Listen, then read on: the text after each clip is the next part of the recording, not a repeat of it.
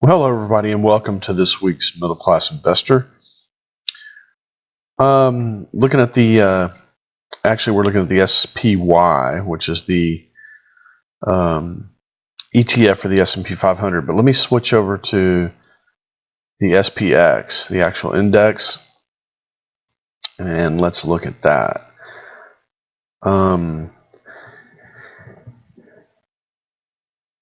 Last week, obviously, quite a bit of selling kicked in last week, and we talked about that.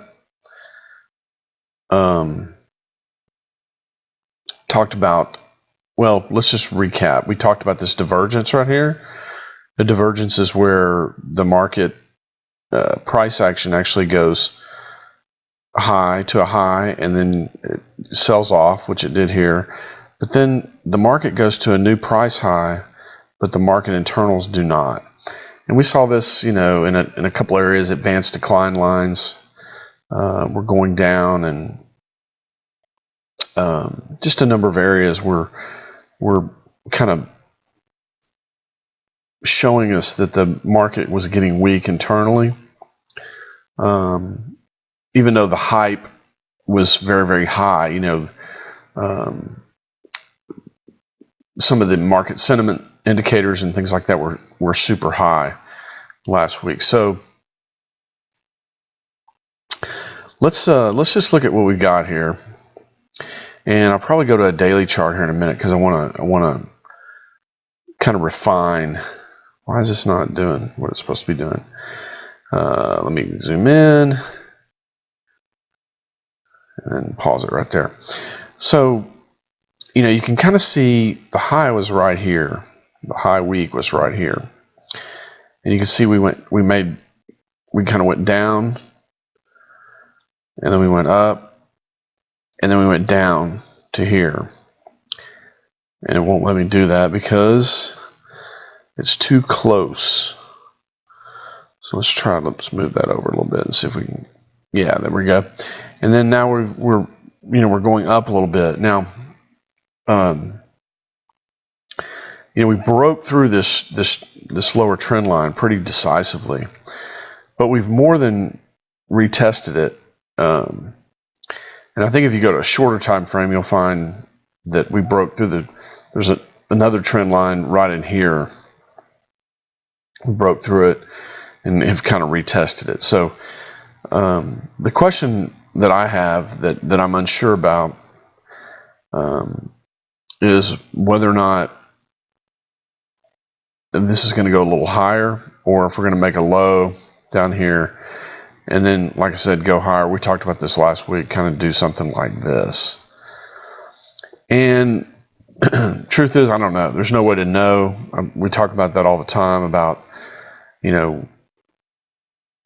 all you can really do is, kind of pick your spots and, make a decision to step to the sidelines or change your position or what have you. But let's look at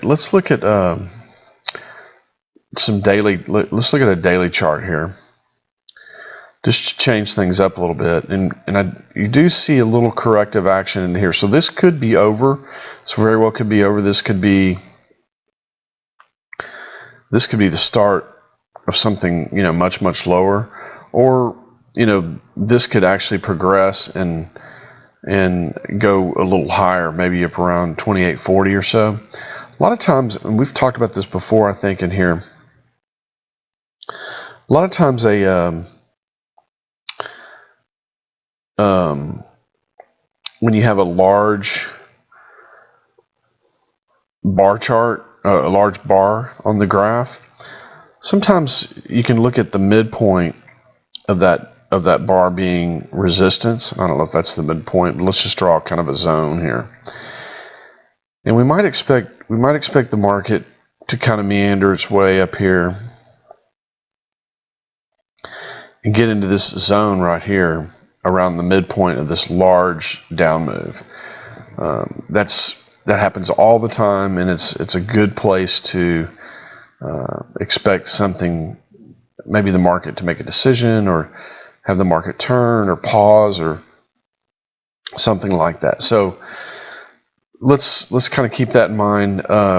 Right now, this is if you look at how long this took, this move up took about the right amount of time. Now it could get more complicated and go a little higher, or it could end right here. And I know that's that's kind of like The Economist, right? On the one hand, you have this, and on the other hand, you have that. And of course, the joke is the problem with The Economist is they got two hands or whatever. So anyway, I think the trend is clearly broken. At least this trend, this trend that started,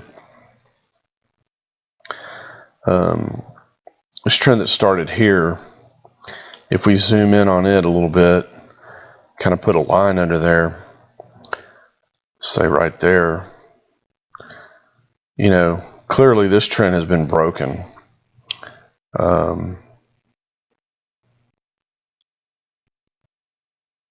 Which indicates to me that we're coming all the way back down here to this 2500 area. But we'll see. I mean, it's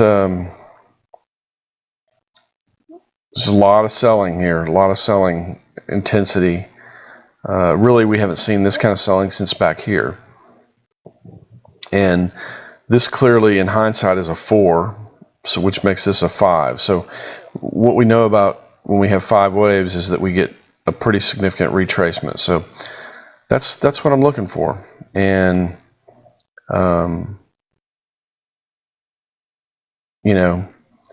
we should know either this week or next week whether or not that's going to be the case. And again, here, if you look at that trend line I just drew in, it's possible that this goes all the way back up to here. That this week and next week are very bullish weeks, and we go back up here and we retest this line, which would kind of coincide with this lower zone on this price action. I don't know. Be interesting to see, but I don't think we have more than about 2 weeks left in any kind of rally at the most. Could be less, could be substantially less than that. All right, let's look at the 13-week Treasury, and then we'll look at the 10-year. We've been saying all along that as long as the shorter-term Treasury, the 13-week Treasury, is above this line, the Fed's going to keep raising rates. That's really the only reason we look at this. But I think the 10-year and the 30-year Treasury yield are showing, well, first of all, they're showing. Let's pull up a 10-year chart. I think they're showing that the trend is down, and then we've got this kind of ABC pullback, and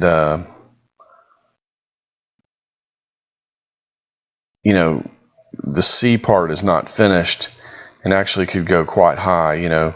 Maybe as high as I don't know. Well, I'm sorry. I'm looking at the yield. I'm sorry, I got confused. So you'll probably see a pullback in these yields, maybe down to 2.5, somewhere down below 2.75, but maybe not any lower. Maybe 22.5 or 2.25 will be the lower limit. If you think about it, which this could make a lot of sense, if the market really starts to sell off, you're going to see some sort of flight into quote unquote quality, which includes the 10-year and the 30-year Treasury. And you could easily see a pullback into this zone right in here, just below this area right here. So maybe on the 10-year, maybe to 1.8, something like that. Something off of this pivot low right here. So don't be surprised if bonds pull back pretty significantly. It looks like to me that's what they're setting up to do. So if you're still in bonds, there's time to step to the sidelines, and I would look something below this too. Anything below 2% on the 10-year, I think you just about buy that with both hands. I mean, in other words, you use that opportunity to get out of the bond market. All right, let's look at some of these other countries.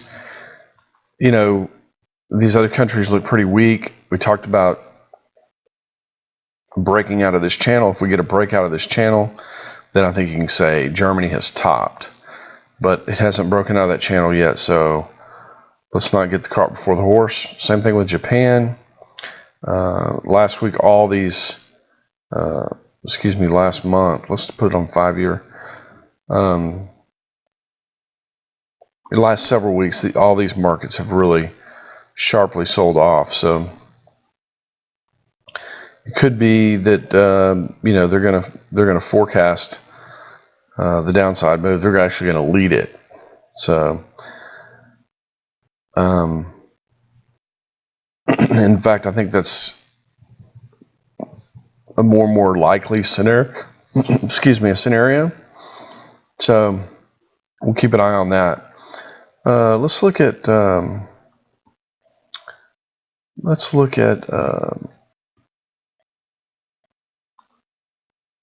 Well, here are the E-mini futures, so you can kind of see a 5-wave move in action here. It looks like maybe we'll go down here, 2685 or so. Let's look at the euro, US dollar. Euro, this didn't make a lower low. Down here, this high right here is higher than this high. So maybe this goes all the way up into, the old pivot zone right in here. Maybe we get a rise up into this area, and then maybe we get a fall down. But the euro, to me, well, longer term the euro is down. Intermediate term, I think it could take a couple of weeks or more, 3 or 4 weeks even, for this market to get up in here into this resistance area. Now, if it just rolls over here and goes lower, down below this 1.14, then, what you got then is you got this is some sort of continuation move of the previous trend. All right. What else do we want to look at? We can look at gold and oil. Let's look at gold. Gold, it's popped out of this base area and is looking really good. We've been talking about gold popping out here for a while, but it just now really has popped out and looks like it wants to go much higher. Now it could pull back into this congestion area and then take off. And if in fact it does that, that's going to be a very good buying signal.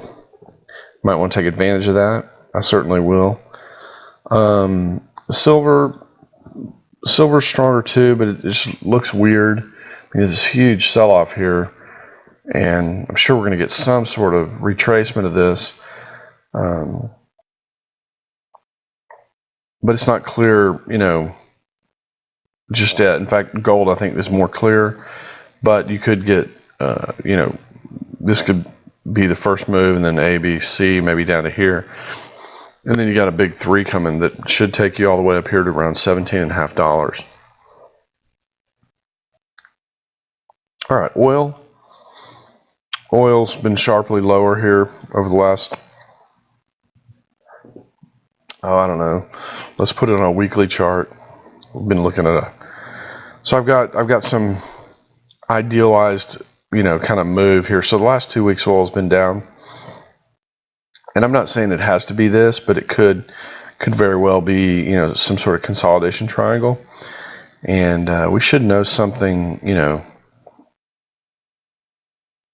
soon, I would think, especially if we get into this area here and it starts to turn. We know that then we probably have some sort of triangle. All right.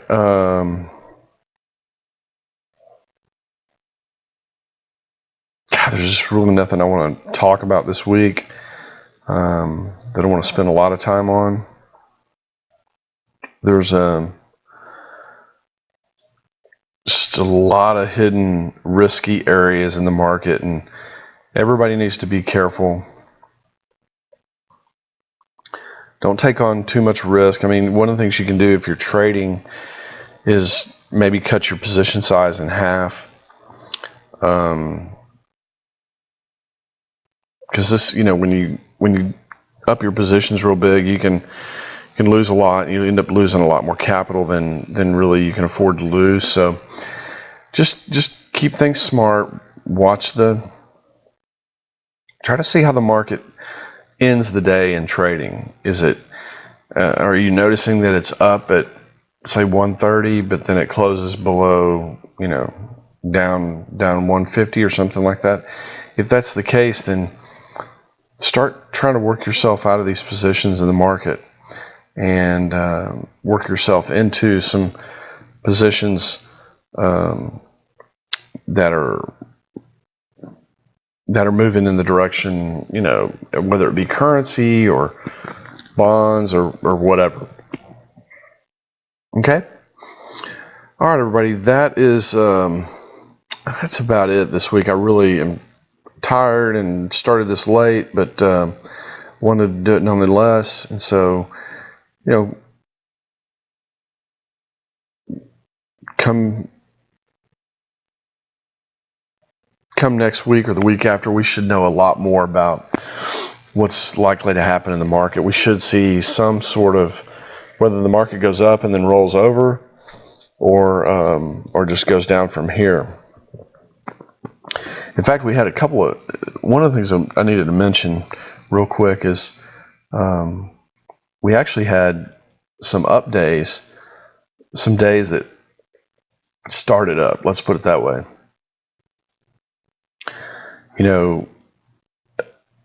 This right here, this was a huge gap up because the market closed here. Well, this gap up was huge, and then, it sold off. And then you had another pretty big gap up into here. It ran up and boom, sold off. So, and these sell-offs are happening later in the day, and that's usually not a good sign. So keep an eye out for that. And come in here next week. Let's talk about it again. But there's not much to report here other than there's probably a good opportunity to, stay off the sidelines, and get to the sidelines and then just watch the market fall. Sleep well at night, and don't worry about who's talking about what and who's doing what in the market. Just wait for a better time. I think that's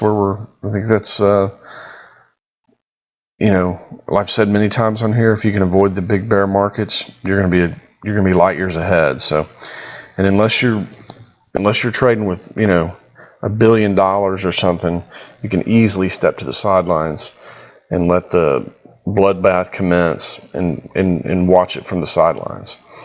So, all right, I'm going to go ahead and stop here tonight, and we'll come back in next week and do it all over again. Thanks, everybody. Good night.